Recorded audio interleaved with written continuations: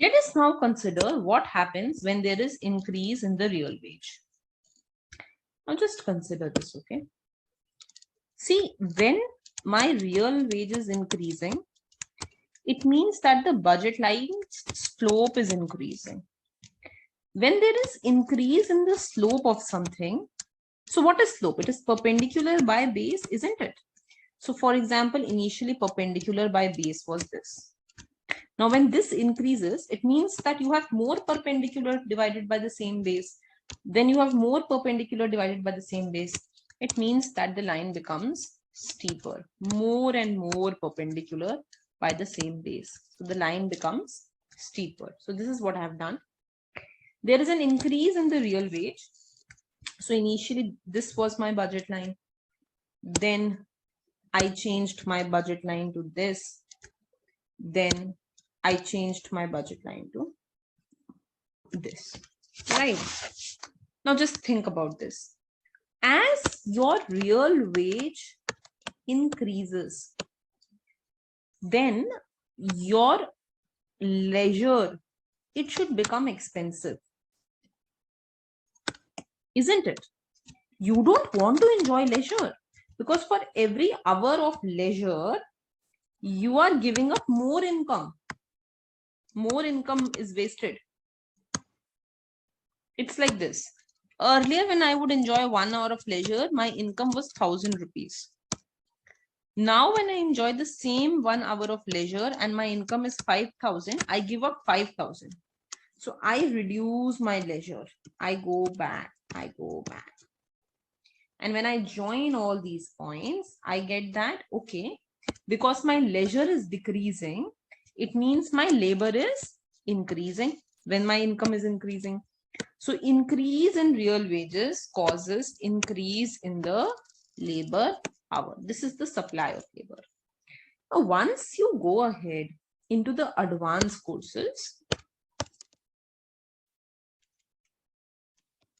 you will see that actually the labor supply curve of labor is like this. But we don't want to do this in the introductory part. So we are just saying that as real wage increases, then the amount of labor that is supplied, it also increases. So the labor supply curve is upward sloping. So we have got the labor supply curve and we have got the labor demand curve. This is important to note that wage variable is real wages. I am not interested in nominal wage. I am only interested in real wage. Why? Imagine that if you increased my wage from 1,000 to 4,000, but the price of the commodity also increased from 10 to 40 rupees. So earlier also I was buying 100 units. Now also I'm buying 100 units. So my real wage is the same. As long as my real wage is the same, I do same amount of consumption.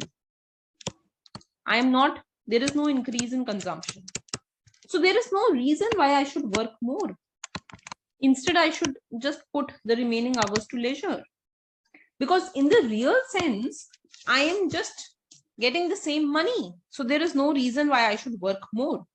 So labor supply curve is only talking about the real wage, not the nominal wage. Now, let's go ahead and let's talk about two effects which take place under the labor supply curve. One is known as the substitution effect and the other is known as the income effect. Okay. See, just think about this. When there is increase in your real wage, then leisure becomes expensive. Because for every hour of leisure you enjoy, you have to give up more. So leisure is expensive. So when your real wage increases, you want to decrease leisure and increase labor. This is called substitution effect. There will be some people who will think that my real wage has increased. So I'll give you an example. Suppose your real wage increased from 40 to 100. Then Earlier, you had to work for 5 hours to earn 200. Now you just have to work for 2 hours and then also you will earn 200. Even if you work for 3 hours, you will be able to make much more. So there will be people who will think that when my real wage increases, I can enjoy more leisure and I can still work more. Like this. I am working for 3 hours, but I am increasing my leisure also. Right? So comparatively, I will work less as compared to earlier situation. But my income will be, I will still earn more. Instead of 200, I'm earning 300. So just think about these two effects. One is saying that leisure is becoming more expensive. Every hour of leisure you enjoy, you are not giving up 40 rupees. You're giving up 100 rupees. So you're giving up more money. So don't enjoy leisure. Decrease leisure, increase labor. This is the first effect. This is called substitution effect. You're substituting. You're increasing labor and decreasing leisure. The second says the income effect. Income effect says I'm already earning more income. If my income has increased, I don't have incentive to work. I want to increase leisure. So both of these are moving in opposite direction. Whichever is more, that will determine whether leisure will increase or decrease. Let's read this out. Substitution effect. Since real wage has increased, don't talk about labor at all. We're just concerned with leisure. Since real wage has increased, opportunity cost of leisure increases. So decrease leisure, increase labor. Since real wage increases, consumer wants to increase both consumption of leisure and labor. So this is saying increase leisure. This is saying decrease leisure. So the final effect becomes ambiguous. Now we are saying that for initial levels, substitution effect is more. So people decrease leisure.